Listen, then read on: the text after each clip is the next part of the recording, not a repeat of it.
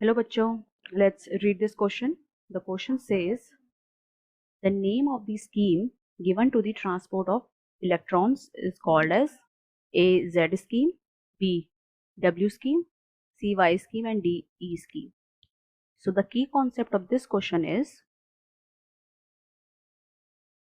electron transport.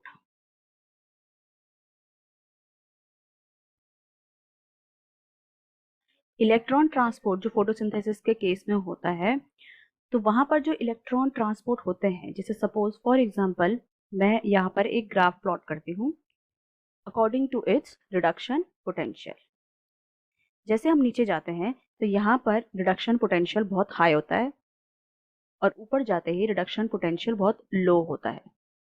इसका मतलब यहाँ पर जो मॉलिक्यूल्स प्रेजेंट होंगे उनकी इलेक्ट्रॉन लूज करने की टेंडेंसी जो होती है वो बहुत ज़्यादा हाई होती है, और हाई रिडक्शन पोटेंशियल में इलेक्ट्रॉन गेन करने की जो टेंडेंसी होती है वो बहुत ज़्यादा हाई होती है।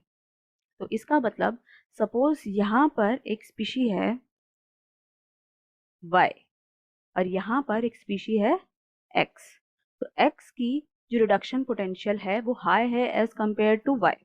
तो मूवमेंट कैसी होगी? मूवमेंट होगी Y से X में, Y से X में मूवमेंट होगी। तो अगर हम Z स्कीम देखें तो Z स्कीम में तो सबसे पहले क्या होगा, Z स्कीम में यहाँ पर हमारा फोटो सिस्टम 2 है जिसमें हमारे क्लोरोफिल ए के मॉलिक्यूल बैठे हुए हैं। तो क्लोरोफिल ए का जो मॉलिक्यूल है वो लाइट एब्जॉर्ब करेगा।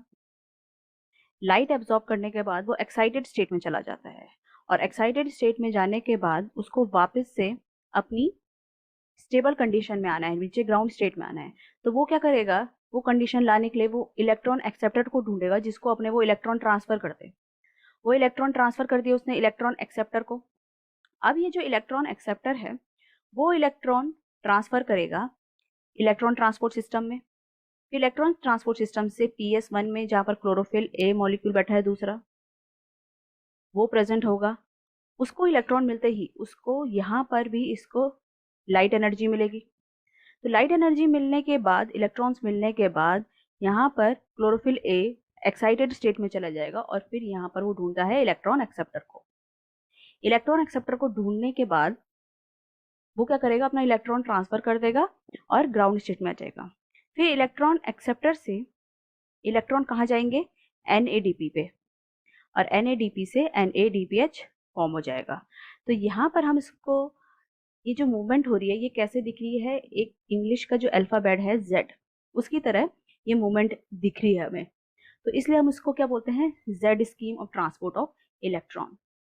तो इसका करेक्ट आंसर क्या है? इसका करेक्ट आंसर है option A, that is Z scheme. I hope you understood it well. All the best.